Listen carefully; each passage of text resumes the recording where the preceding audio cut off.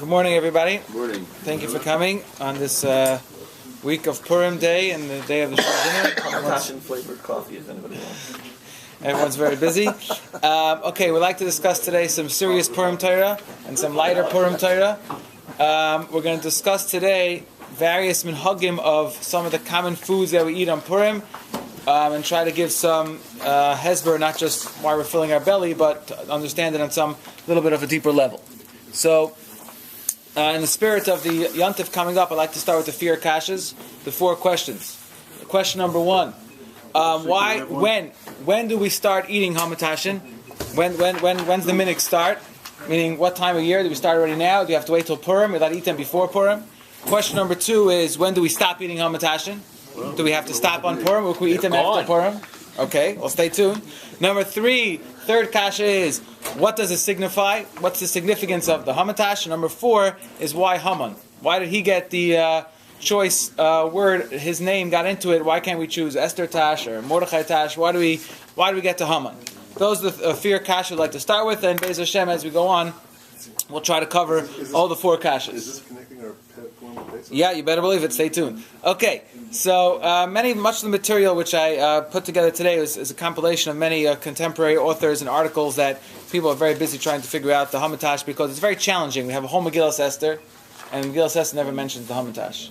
We have a whole Masechtas Megillah, all the halachas of Megillah, and for some reason the Gemara never says the mitzvah to eat a Hamantash on Purim. So a lot of contemporary authors are very busy trying to find different makaros for it, and I collected a lot from them, and I of course added some of my own as we go on. So let's see. Source number 1 on the sheets. The first page we're going to cover various Purim foods. The way I coined it is they're not well defined in contemporary terms. Let's see. We have a Taisa Masechtas Brachas. In the 6th parak of Brachas, the Gemara there is discussing, as we know, various halachas of different foods that we eat. The Gemara introduced us to something called kuba da'ara, some type of doughy, floury mess that you bake in some oven and deep in the ground for some reason. You kind of just throw the flour in the oven and it bakes somehow, and it's a little ball, some type of mess. And the Gemara is discussing what halacha, or what bracha you make on that food. Okay, so as a sidebar, the Gemara there says that Mar Zutra enjoyed that dish so much that he was kavasudas aleo. He established his whole meal, meaning he made like the bread of his meal, and therefore he washed and benched on it. He made like his regular bread. So then Taisus says, which is source number 1, Taisus on that Gemara, v'chein nilsh, or nilish, I don't know how to translate it, it's some old French word. This delicacy, or this dish, or this baked item, this pastry, ikava sudase alai, if you establish your meal on this food, this nilsh, mevarchan ala hamaitzi, you make a hamaitzi on it. Okay. V'chein siva haram, and so Rabbeinu Moshe also commanded, bipurim, shekayven sudasan alaya, that we would be kaveh our suda on this nilsh, levarach hamaitzi b'pastchila. So he said, since it's a suffix, what you should do is, first have your regular challah, wash, have your regular challah, then bring out the famous nilsh dish. Now, I think it's understood why this dish didn't have a long kiyum in Klal Yisrael, because it wouldn't sound so exciting if you invite someone over, come have some nilsh with me, right? It doesn't have that doesn't flow off the tongue, come some nilsh. I don't exactly know what it is, but we see right from the Rishonim and Balei HaTaisus that they had some type of baked delicacy, something that was baked, it had dough, and they served it on the Purim Suda, and it had a suffix. If it was the main part of the meal, you should even wash and bench on it, or it's just a regular mezuzah, it's more like a cake. So in order to avoid any shilas, so maybe Taisus the women says, didn't want to make French pastries. I don't know. You can theorize from today to tomorrow. I don't know what it was. It was some French word. What do you think, Leslie? Well, he's trying to Google it. All right, I don't know. Let's see. Anyway, Maybe so this is the origin of French toast. Maybe French toast. I don't know. Step 1 is that there was something, but Taisus here specifically mentioned they ate it on Purim. What exactly it is, I can't tell you. But it was some food, and Taisus is misupik if you have to wash on it or not. Therefore, Taisus suggests wash on regular challah, have a regular suda on Purim, and serve this in the suda, so you'll be covered with hamaitzi. Okay. Can I answer the question? Maybe Sure. this is not on the point, but as long as the may pears are taste, you could taste them, even if there's water in there, there's still a shiloh that it would be lasagna. Well, this really gets to the next source, which is a broader discussion of what exactly constitutes pasabal b'kistin. Anybody who learned the 6th parak of Brachas, when you hear the word pasabal b'kistin, start cringing, because it's a big machlokes exactly how we define pasabal b'kistin. We have pas, bread, and we have a regular, let's say, mezainis prakat like macaroni. Then there's everything in between, all types of cakes and cookies, which in halacha is categorized as possible b'kisnin. It's a big machlekes rishonim. What exactly constitutes possible b'kisnin? Because possible b'kisnin, if you have enough of it, you have to wash and bench on it. If you have less than enough of it, a regular snack amount, then you just make a mezainis and alamichya. A regular piece of chocolate cake, right? One slice of cake, you'll just make a mezainis and alamichya. If you have a whole cake, you might have to wash and bench. Now, what exactly is in this category of possible b'kisnin? Like I just said, it's a big machlokes. I just wanted to point out in source number 2, there's a 3-way machlokes in the Rishonim, and the Shulchan Aruch says, I'll just quickly recap the 3 sheets. It's not really what we're focusing on now, but the Shulchan Aruch says, in source number 2 again, this is in Sif Zayin, the Shulchan Aruch, Pasiba B'Kisnin. So Yesh Mefarshim, it's underlined, Pasha Asay Kimin Kisim, a bread or some type of baked pastry which is made with some type of pocket, and the Shulchan Aruch explains it can be filled with honey, sugar, nuts, anything that tastes good. The next thing he says, where it's underlined further, it says Veish Aimrim. Some say that Pasiba B'Kisnin is Isa Shiur B'Davash. It's a dough which mixed into the dough. So you mix into the flour is honey or oil or fats or milk or all types of things that make it a whole different type of consistency of the dough. But it has to be, the Shulchan Aruch says, a very strong flavor. That's what Hillel was asking. It has to be a very strong flavor in the dough. And later on, the Shulchan Aruch says a third opinion is possible b'kisnin is some type of thin cracker type of thing. Okay, so these are all, this is about machlekes, and we paskin l'chumra on all these 3 things. Okay, the point we're getting to though is the next source, so source number 3. In this in the middle of this discussion of possible b'kisnin, again, which is machlekes, what it is, it could be like a pocket-like food, meaning a food which has a filling inside, or like a cake which has a very rich dough. It's not a regular flour and water, or something which is very thin. The Bach, on his comments on the Torah, in source number 3 says, just letting you know, v'hani Purim kreplach, these kreplach that we eat on Purim, she'ha'isa niloisha b'dvash, its dough is mixed with honey, ubitavlan with spices, or b'shuman, or with fats, avos of geese fat. V'achakach oitzanai, so then you make it like a pocket, but to put into it types of nuts, v'rajnikish, some type of other word, know what that is, or v'chein, raisins, okay, thank you, v'chein hoizenblasen, what's that?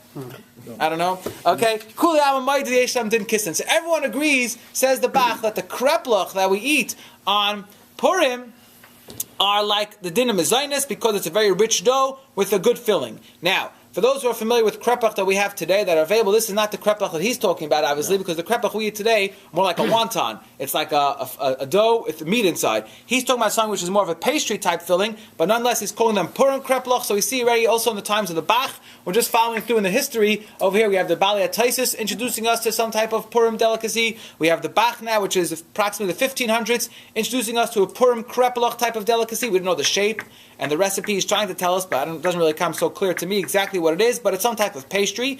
And following suit in source number 4 is the Taz, which is the Bach's son-in-law, who says, also discussing this halacha of Pasaba B'Kisnin, he says, just where it's underlined, I just want to point out over here, he says, B'chol zeh mash oisim b'Purim, that which we make on Purim, an isa rachava, a very wide, large dough, kful, and we fold it over, and we fill it with some type of shumshmin, like sesame seeds. Doesn't make a difference if it's filled with fruits, or with meat, or with fish. And he goes on to discuss that it's also going to have the halacha status of mezainis. So the word nilush that was mentioned all at the beginning, right? Is the word nilusha, isa nilusha, it's the same shade. Okay, that's nilush in Hebrew means to be kneaded together. Right, but Taisus is saying it's a nilsh, some type of. I thought it was some type of. Well, yeah, but I don't know if in French it had the same definition. I just don't know. I wasn't sure exactly what it was. But again, we see the Taz over here is also just mentioning the idea on Purim. There's some special pastry that we eat, but the Taz doesn't go on to the same detail of like the Bach said, his father-in-law, that it's filled with a sweeter, has honey in it and stuff like that. He just says it's filled with sesame seeds or it's filled with fruits or meat and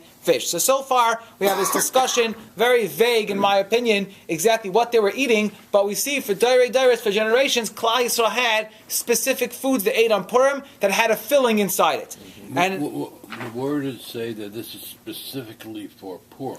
Taisva says they ate it on Purim. That which Chen Siva Haram Taisva in the source one said that the Ram told them on Purim when we eat this food, that everyone knows this is the food we eat on Purim.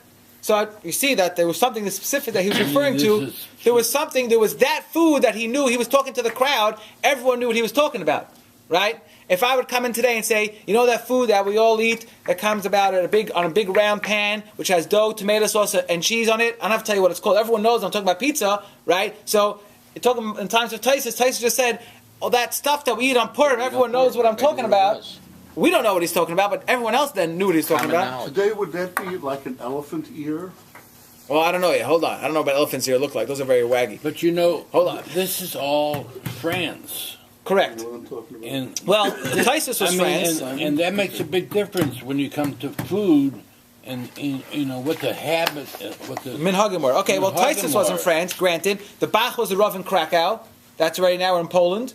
The Taz was also in Polish, different Shtetlach. So we're changing locales, but they're also 400, 500 years apart. Okay, the Bir Halacha, the Mishnah Berurah in source number 5, I don't want to get bogged down in his details also. He's also talking about various halachas of Paspa Bakistan. But I just want to point out, halfway through the paragraph, he talks about that Al Pi Roiv, it's 3 lines down in source number 5, it says Al Pi Roiv, the Isa of Purim, the dough of Purim, that we make Bismanenu in our days, Ein Ba Shum Shmin Kolkach, we don't put so much sesame seed into it, and especially anyways, our bread is made different than they used to make. So again, Be'alacha is just talking off the tongue, as if he knows what as if we all are familiar with what he's referring to, but he's also referring to some type of dough-like pastry that we eat on Purim. Okay, so this is the mystery of the day. Why is everybody talking about this food on Purim, and everyone forgot to tell us exactly what are we eating, right? Okay, so we have an idea though. It's some type of food with a pocket. There's something inside it. It could be meat. It could be honey. It could be shumshimin, sesame seeds. What's going on? Okay, let's go to the next page. And here we have a Ramah. Source number 6 is the Ramah in Shulchan Aruch in Hilchas Purim.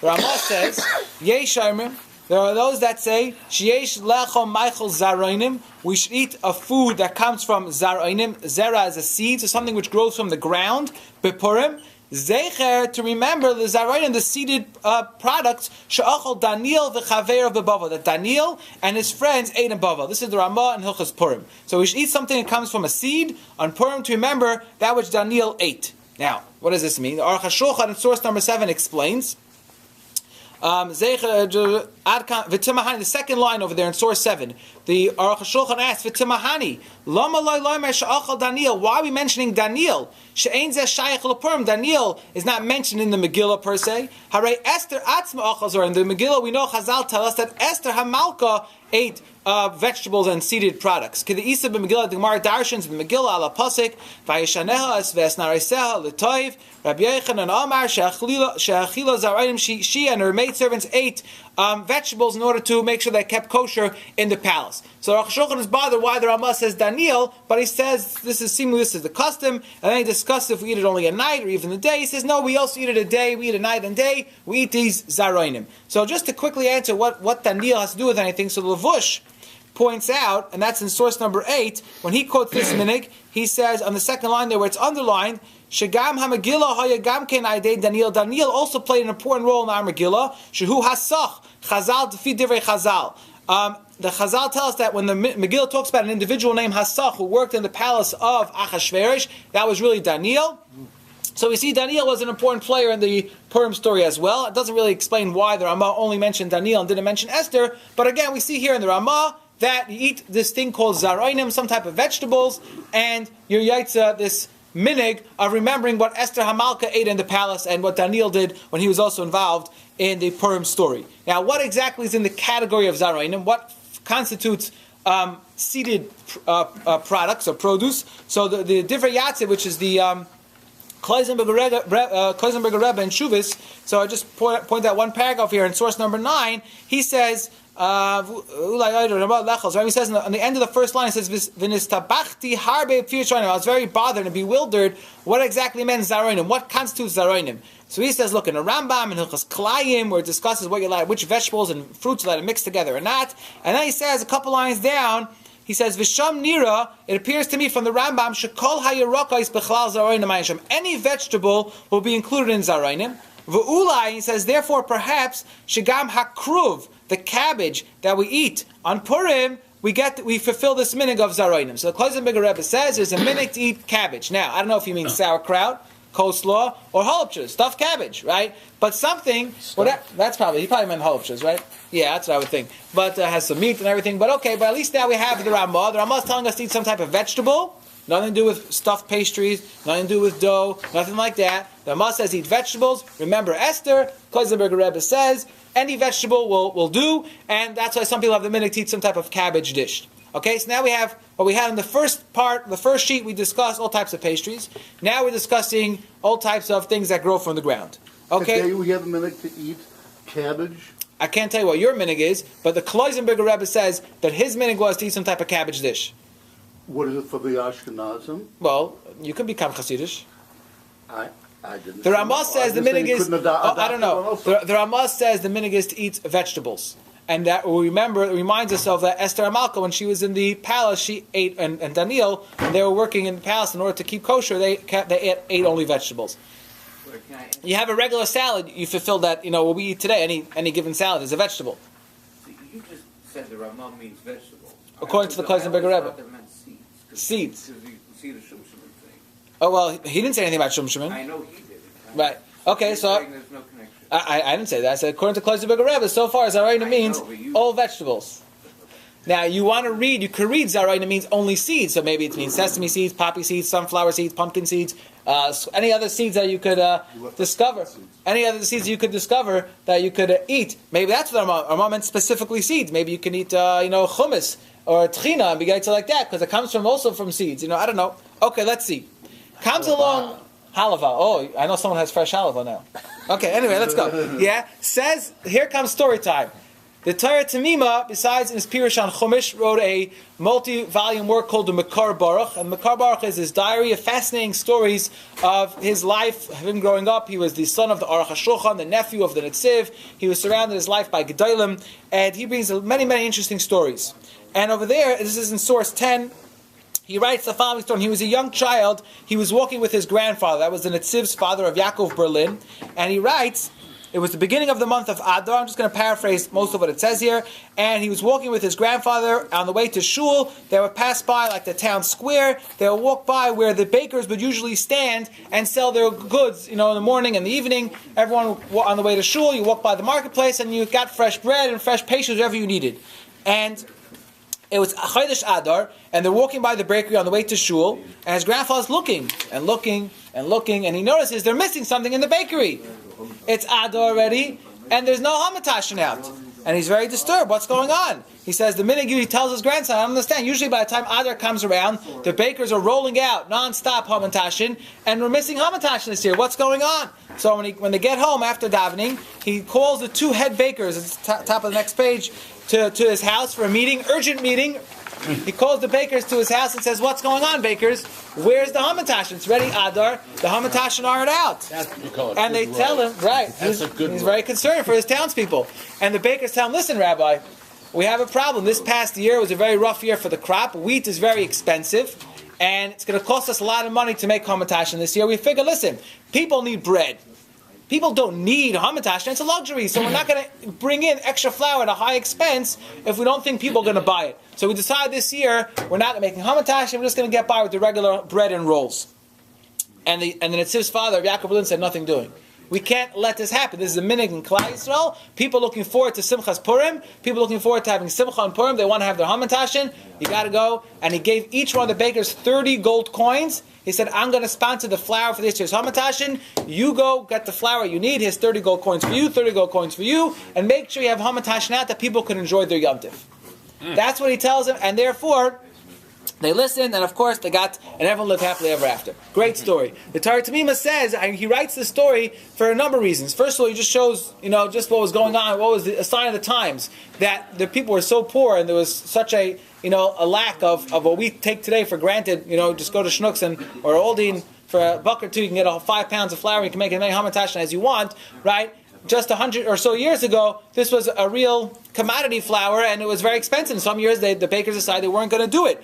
But in order to upkeep a minig Yisrael, he said that his grandfather felt it was very important. People are not going to have a Simchas Yom Tov. They're going to come to Purim already sad that they're living in such a depressed state that they can't even afford a simple Hamantash.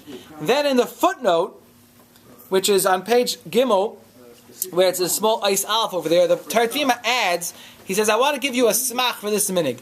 He says, because the halacha is by Yom Tiv that we're mechuyev in simcha, right? And the head of the household is mechuyev to get for every person in the house what brings them simcha, right? So we know for the man it's meat and wine, and for the children the halacha is you give them chalukas, kaloyas, ve'agayzim, shisach, and halachis, and regular hilchas yantif. You're supposed to give out sweet nuts and sweet candies to the children that they should be excited and builds up an anticipation for the yantif. So he says here in the second paragraph, Im Kain, since we paskin, mishenichnas adar, marbim besimcha, when adar starts, you have to start increasing the simcha. Im Kain, gam mitzvah l'sameach azalim, from Rish Chodesh Adar, we have to make sure the children are already being happy, in a good mood, and since these Hamantashen, these sweet items, bring simcha to children this time of year. That's why the minig is already says, Torah Tamima, from Rosh Chodesh Adar, you should start eating Hamantashen.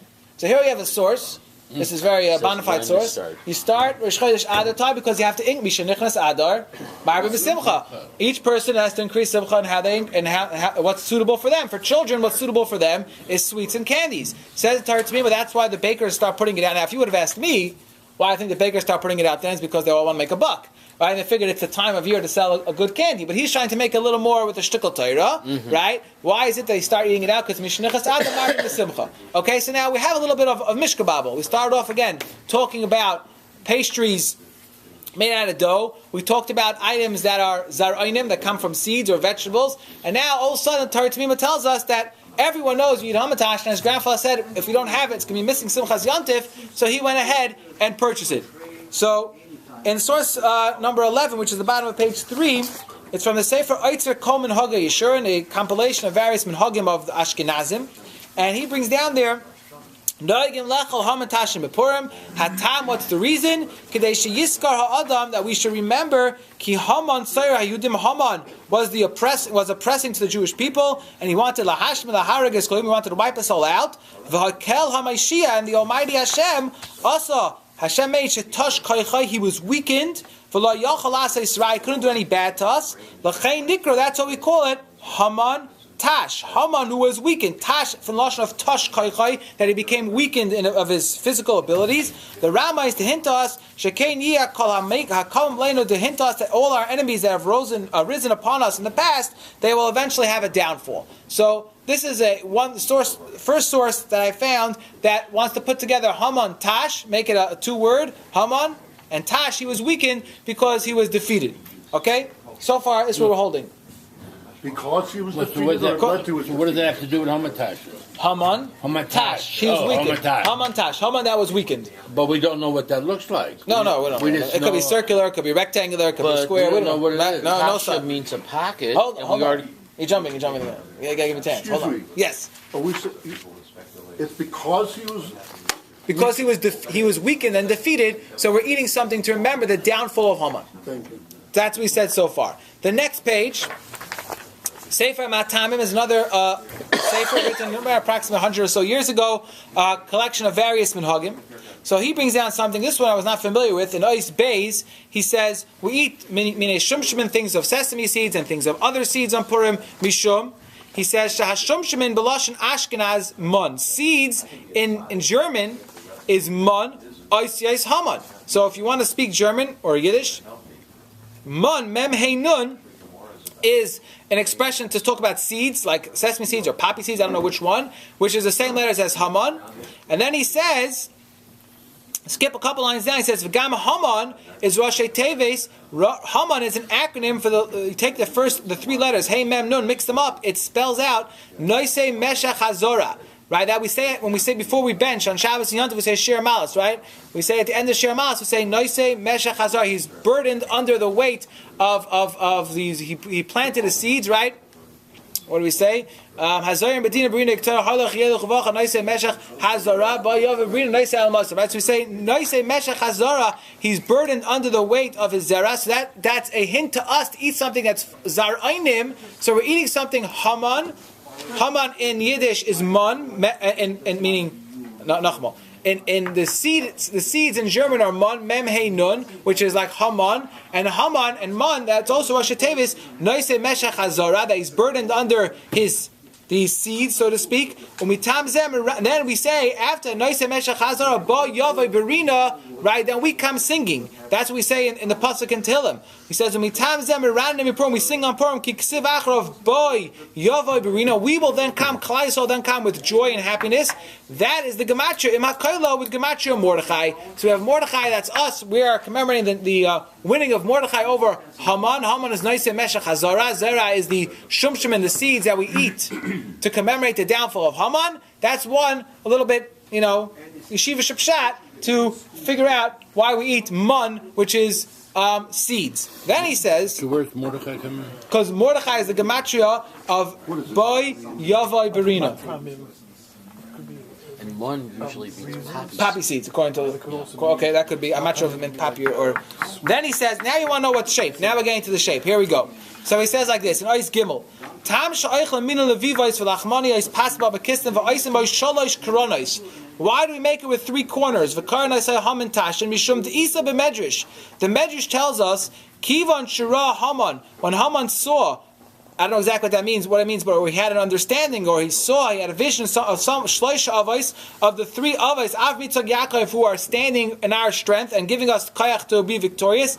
Miyad nitesh koycha, it weakened him.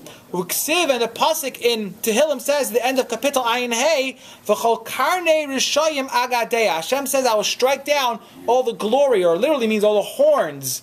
But we touch it properly, it means the glory of the Rishayim, Zu Haman. So he's saying we darsh, and that's referring to Haman. If you look in Rashi and Tehillim, when it says V'chol Karnei Rishayim Agadeh, Hashem will cut down all the glory, all the horns, so to speak, literally, of the Rishayim. The Rashi that says it refers to the Amalek in general, but now we're saying referring to Haman, who of course is a descent of Amalek. Teroimam, the pasuk there concludes, Teroimamna karnei tzaddik, we will uplift the glory, the splendor, or literally the horns of the tzaddik. That's Mordechai. Now there's a great Chabad niggin that they sing on Purim, Rosh Chaim, right? V'chol karnei rishayim agadeh, Teroimamna karnei tzaddik. And that's why they're singing that, because it's talking about the downfall of Amalek, downfall of Haman, and the uplifting, and the Gemara in Megillah brings this pasuk in Darshins, that once the Paishim, once the those people who are convincing us to do Averis fall, then Misramemes, then only when the Karen of Tzadikim, the glory and the splendor of Tzadikim could be uplifted. So we have the 3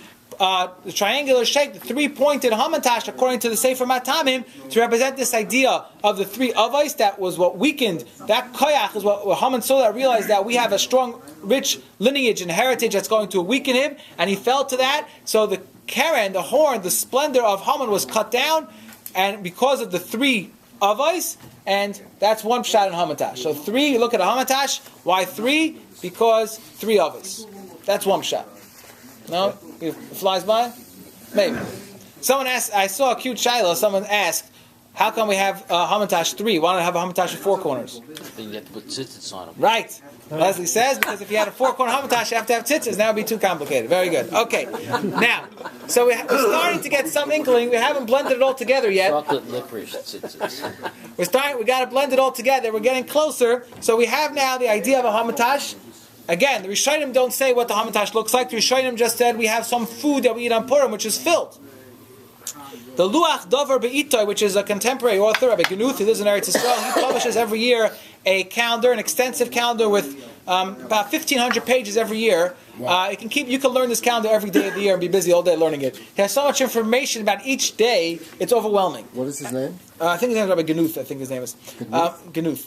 Called Luach Dover Bita. You can buy 1 year's and then keep it from year to year, basically, because a lot of information, of course, is repeated. Now, a lot of it is, it does change from year to year, but a lot of it is the same compendium of information. So, I just took it from one of the years on Purim. He brings down as follows. He says, the Kloisenberger Rebbe, after davening Purim morning, would take a cup of wine and an oizen Haman, an ear of Haman. We didn't discuss yet why they would be called ears of Haman. Until now, we're talking about the Haman's tash, where we weakened his koyach, or something was filled. But we'll see why in a minute, why we get to Haman's ears, perhaps, which I think Steve brought up before a little bit.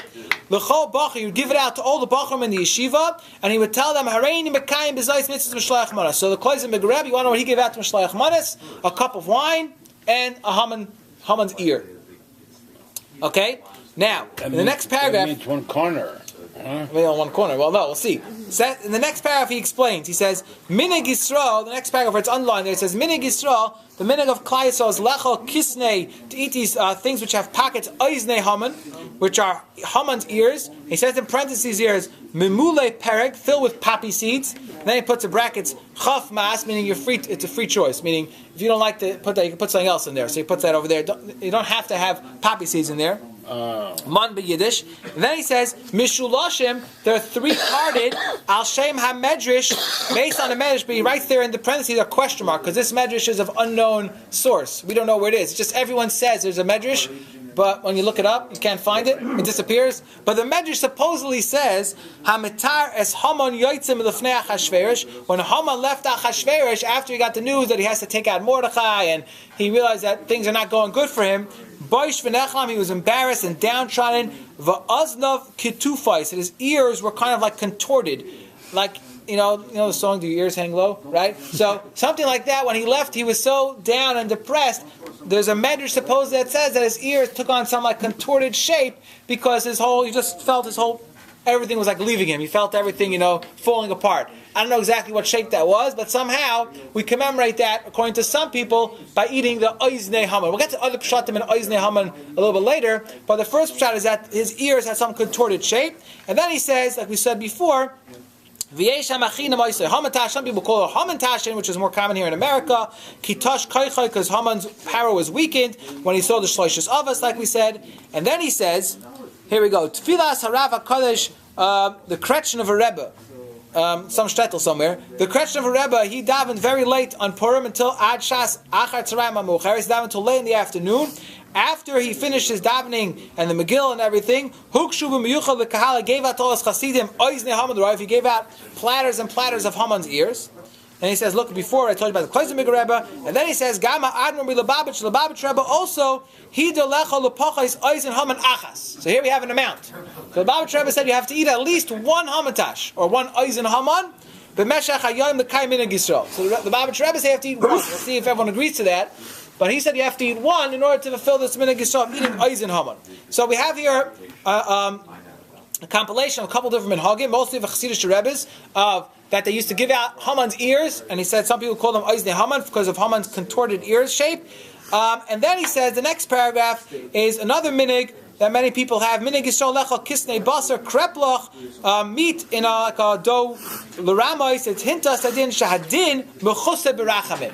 Now, for those who are familiar with Kabbalistic writings, you can explain this to me on a deeper level, but somehow meat represents din, and flour, dough, represents rachamim, so there's din covered over by rachamim. Okay, if you got it, good, you'll explain to me later. If you didn't get it, we'll get a different pshat in a minute. Okay, so here we just have a couple different minhagim of Hamantashen, or Haman's ears, and Nu Pshatim, and also the idea of Kreplach. Comes along the Darkei Chaim V'Shalom, next page, source 14. He was a Talmud of the Munkach Rebbe. He wrote a couple of encyclopedic svarim, and over there, in where I underlined the second part, he brings down from my ancestor of Pinchas Mikaretz the following. The reason why we eat Kreplach, he says, on 3 times a year: Erev Yom Kippur, Hoshana Rabbah, and Purim. So some people say every time we clap, we bang something, we eat Kreplach. Right? We clap ourselves, we bang ourselves Erev Yom Kippur, and we say Vidui. We clap the Aravis on Hoshana Rabbah, and we clap Haman, we bang Haman on Purim. But he brings another reason, and he says, because Yantif ain't Simcha Basar. We know the idea that Yantif needs to have Basar. However, Erev Yom Kippur, Shu Yantif Rak Ba'askasya, it's a hidden type of Yantif. Because we're allowed to do work on Erev Yom Kippur. It's not Asr b'malacha, Shemuta b'malacha, L'chein Mechasin Gan Kemas. We cover over the Basar. I mean, we're eating meat because it's Yantif. We want to show we have Simchas Yantif. But it's not a full-fledged Yantif because we're allowed to do Malacha. So it's like a hidden type of Yantif, so we eat a hidden piece of meat. That's how we also eat this meat on Hoshana Rabbah and Purim, because all these days are what we call, quasi Yom Tovim. They're Yom Tif, Hoshana Rabbah is Yom Tif, Purim is a Yom Tif, but it's Mutar b'Malacha. So we want to eat meat, so some people have the minhag to eat Kreplach. Okay, so you have an idea of either a Kabbalistic reason because the din is covered over Barachamim, or a Pinchas Mikaretz saying because anytime it's a quasi Yom Tif, so we cover over the meat. So it's not the main Suda, it's not the main Yom Tif. Main Yom Tif, we have a big roast or a big something out there, big brisket, but on a quasi Yom Tif we'll have the meat covered. Okay, now there is a mitzvah Suda, correct? That's why. So why would you cover the meat? Because he's saying the real Yom Tif, you have Now, you're allowed to eat meat on Purim, don't get me wrong. And like you're saying, there is a mitzvah of Mishnah, that's one of the mitzvahs of Purim. But he's saying the idea of specifically eating kreplach along with the rest of the meal is to show that there's a something hidden here as well. But I think really many of the reasons of Hamantashen, as we'll get to some more in a moment, really fit in for Kreplach as well. Let's just try to cover a couple more things so everyone will have a good appetite on Purim. So the Sefer Eiser Dinim and Hagim brings down what Yael was referring to also before, and that's 3 lines down. He's discussing Hamantashen here, and he says the reason why I make a Hamantash is Ke'en Koiva Shel Napoleon. It's like Napoleon's hat. So we think that maybe this type of hat is what Haman also wore when he became the viceroy to Achashverosh. So it seemed from this author, this was Rabbi Eisenstein, he lived in the early 1900s, late 1800s. At that point, and we still know we have drawings, we have paintings of Napoleon, we know supposedly what he looked like and what type of clothing was common in his day. So he suggested, this author, is that the reason why we make these Hamantashen 3-cornered hat, not because the pshat we said before, the 3 corners represent the 3 avos, rather it was just an idea. Some baker had a good sense of humor and said just like Napoleon had a hat that looked like a 3-cornered hat, so Haman probably had a similar type of hat because he was also a leader of his day. So we want to remember the downfall of Haman. So that's one pshat. That's not such a geschmack of pshat because that just kind of takes away from some of the amkas hadvar. But then he says the ashum shemin. Why do we fill with seeds? L'zeicha, to remember aseres alafim kikar kesef, the loads of cash, of coins that Haman brought or promised to give to Achashverosh. When you look at a Hamantash full of seeds, you can't count. There's so many in there, right? You can't quantify it. There's an endless amount there. Just like Haman loaded up his pockets with coins, so Haman's pockets were loaded in heavy laden with money. So too we eat a Hamantash which is laden with seeds. It's full to represent that was Haman came and wanted to pay off Achashverosh. Not jelly. Not jelly. No, not jelly. Poppy seeds talking about so far, yeah? It seems like it's seeds, the poppy seeds, right? But originally it said any kind of sweet stuff, right? But now it goes to strictly poppy seeds. Report to all the women.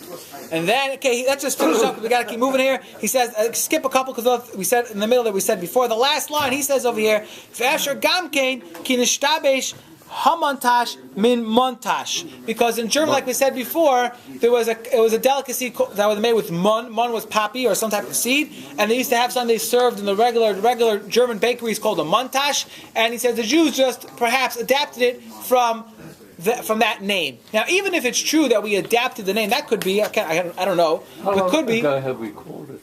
That's the question, right? Because we saw in the Rishonim already that there was a special food that we ate, a dough food that had filling from the times of the Rishonim. That was before the Germans had their montash out in their bakery. Now, I don't know what they called it at the times. The Taisra said, that food that we eat, and the Bach said, that food that we eat, and the Tas that food. No one was giving it the name. It could be that the name only came later. That could be, I don't know.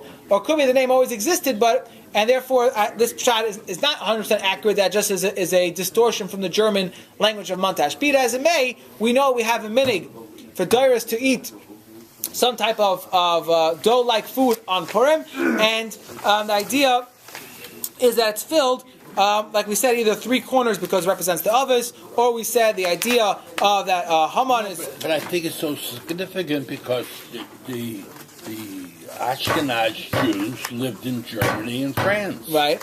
What are the Sephardim meat? Also, that's the question. I don't know. I'm not Sephardi. Well, no, but if you I want to investigate, you'd find out what Sephardim eat and see if there's anything similar. Nowadays, everyone eats Hamantashen. It's became universal, but I don't know if they have Sephardim family that they have no monogamy. All right, we got to finish up on time. Another pshat here in why they're called Eisen Haman. So before we said one pshat Eisen Haman was because the Haman's ears were contorted when he left Achashverosh's palace.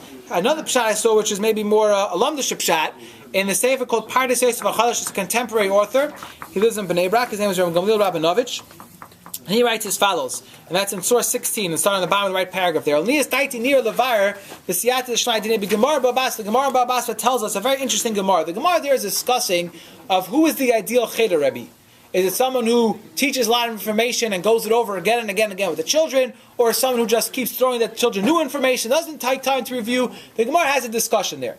Okay?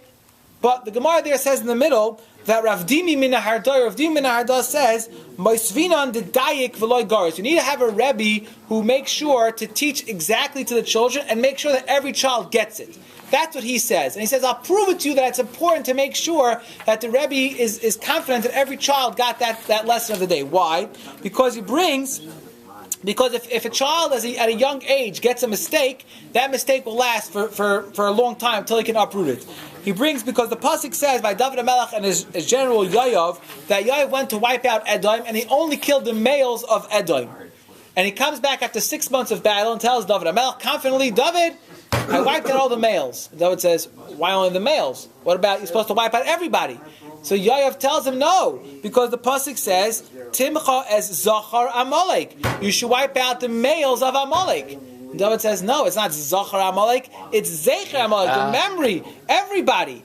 And Yoav says, no, my Rebbe told me Zachar Amalek. And he went back, and he realized that his Rebbe went back, spoke to his classmates, and discusses, and he figured out that his Rebbe did say Zecher Amalek, but he misunderstood what his Rebbe said, and his Rebbe didn't go back and make sure that every child understood that day's lesson correctly. So the Gemara proves from here that a Rebbe should make sure that the children in the class are getting, because once a child gets a mistake, that mistake could last and have really bad consequences down the line. So he suggests, the pasuk there, the Gemara there says, that's when Moshe tells Yehoshua to go fight against Amalek, it says V'sim ba'ozne Yehoshua, put in the ears of Yehoshua, meaning make sure Yeshua gets the message clearly that we're wiping out the Zecher Amalek and not just the Zachar Amalek. So it says Ramlil Rabinovich, maybe that's why we want to eat the Oizne Haman, the ears of Haman, to represent that we have to make sure to hear good and well what we're supposed to do. We got to get the message across in our ears well, right? That it's not just the males of Haman, but it's also the all members of the nation of Amalek, which is the whole Zecher of Amalek. So just want to end off with a couple more interesting things. We said before that we start eating Hamantashen Rosh Chodesh Adar. Question is, until when? So I saw, this is source 17 on the next page, in the Sefer B'Shvili HaMinig, he quotes that there's a minig in Klal Yisrael. I don't know who has this minig, but most Jewish housewives will not be happy with this minig, that you eat Hamantashen up until Erev Pesach. Ooh. Okay, and you can look over there, he explained he has a reason why.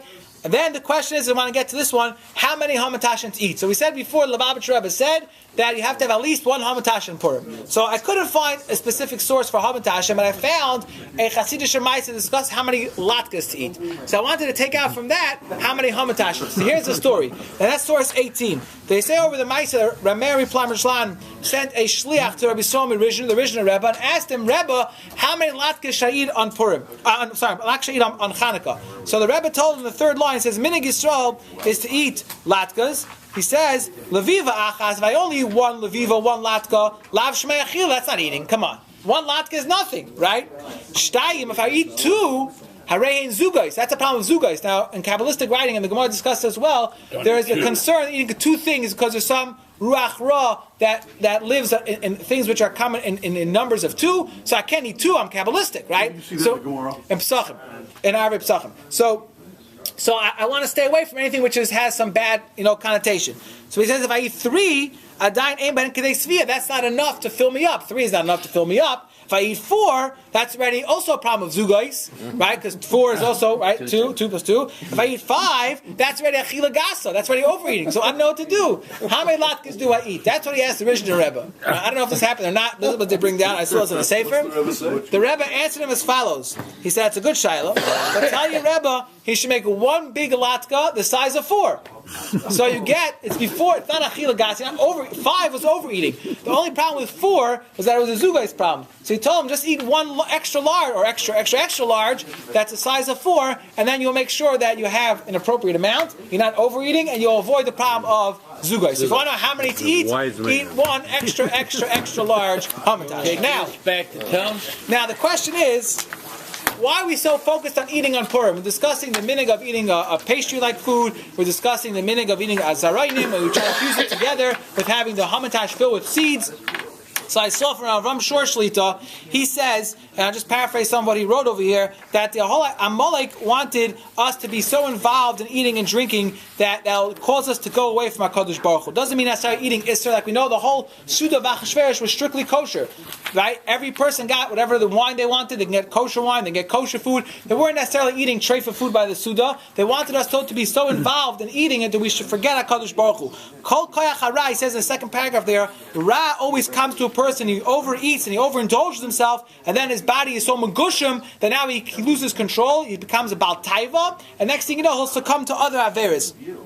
And he goes on to explain that that's the avodah of Purim and avodah of against Amalek to control our taivas and yani achila, and then specifically in other areas as well, that'll control us to overpower Amalek. He says, of course, the answer for this is not just to be careful of what we eat, because we're eating kosher food, but to make a proper bracha and to recognize the kosher bracha beforehand. And I don't have time to go through, and he explains that's how we could defeat Amalek and defeat Haman. And then the last piece, which I invite you really to read by yourself, is a Musar piece from the Alter of Kelm. You think everything we're talking about today was only Purim Torah, and it's only for the Hasidim, and it's only for those people who want to have a good time. This is the Alter of Kelm wrote a letter to his son, and he explained to him the Amkus al Derech HaMusar of what a Hamantashen represents. I invite you to read that, and I wish everybody a Freilich in Purim.